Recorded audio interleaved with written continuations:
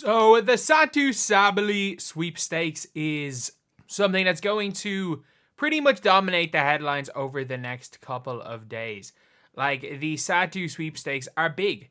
They are big because, again, you have got one of the more talented players in the WNBA that is available for, well, to be fair, it's common enough that this happens, but in this year's free agency, I would say Satou is realistically the one like game-changing player that is likely to be available on the move. Because if we're being honest, it's highly likely Kelsey Plum goes back to Indiana.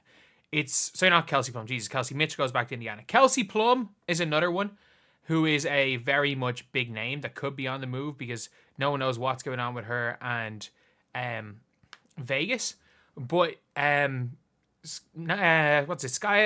Nwumeke staying with the Storm, almost certainly. Breanna Stewart staying, almost certainly.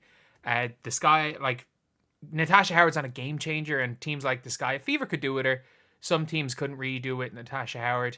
But one thing is, according to Annie Constable, who is, at this stage, look, probably the only WNBA journalist that is actually giving out accurate information, the Sky are not in the running to sign Satou Sabally. And with the Sky not being in the run to sign Satou, it means the Satou doesn't want to go there. Realistically, the Sky have the best offer, unless the Liberty are to offer Leonie Fibic, which supposedly that is like what people think the Liberty are going to give up. And if the Liberty, I'm going to make a video about this later, but if the Liberty give up Leonie Fibic, the Fever should give up whatever they were going to give up for Satou and just give that to the Wings to get Fibic. Fibic is a better player than Satou. I'll stand by that. Top 15 player in the league, in my opinion.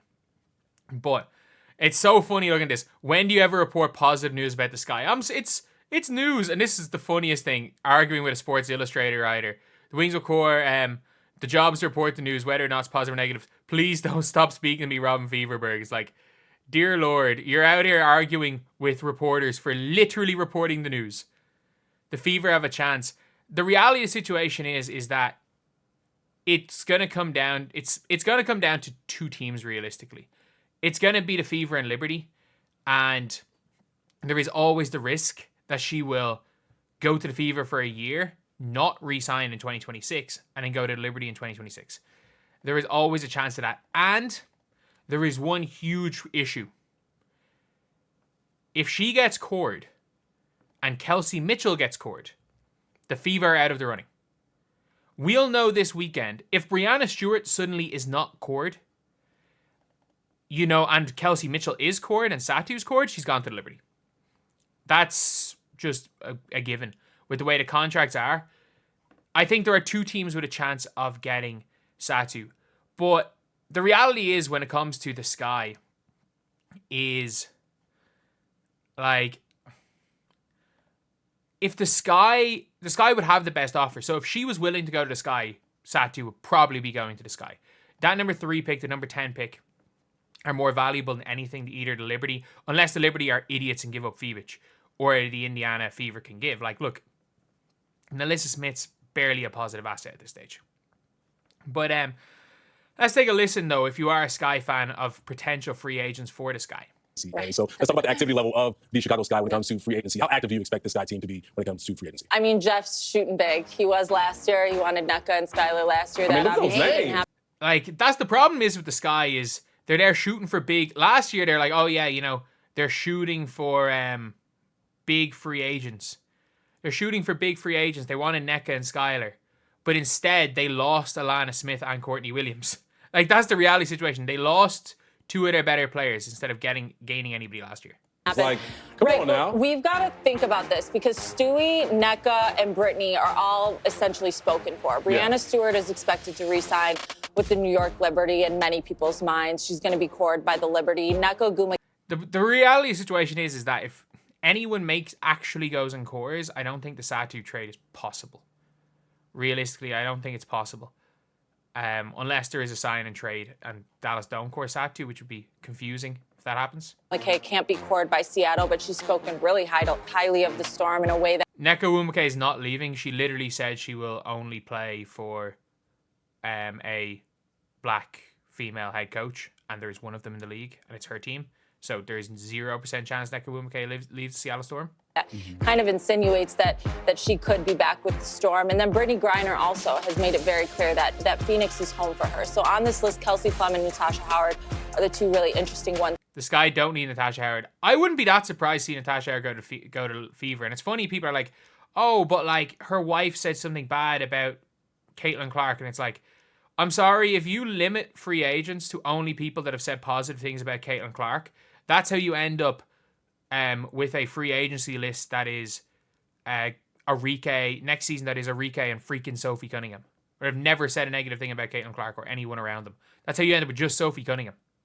For me, Kelsey has a huge connection, or not huge, but a significant connection with Tyler Marsh, which could keep that door open for the Sky. But we know that Kelsey's coming from a space and a place that has all the bells and whistles, and the Sky do not.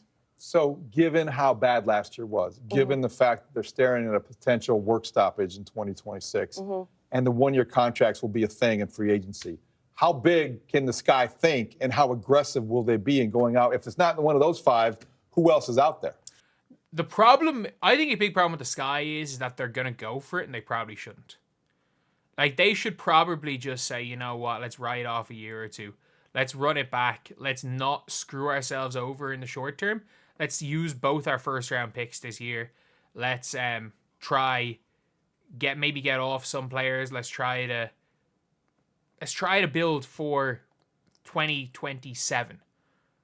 Or maybe to be good by 2030. Because the Sky trying to quick fix it, I'm pretty sure won't work.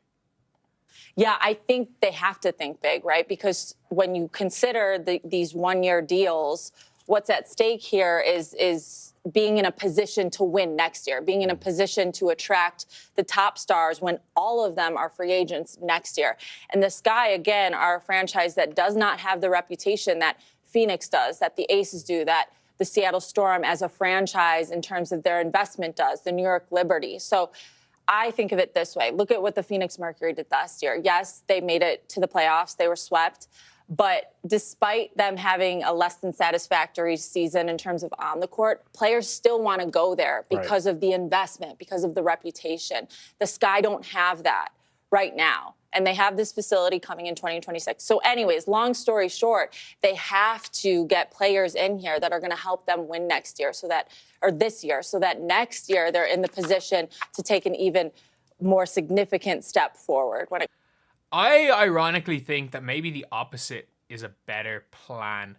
Rather than, obviously they're out for Satou, but like if I was the Sky, I would just say, you know what, this is Angel and Camilla's team.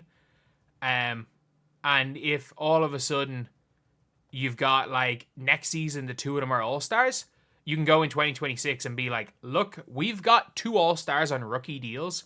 We can sign basically we can keep Kennedy Carter and sign a max wing and a max point guard in 2026. So that's the way I'd be probably looking at it.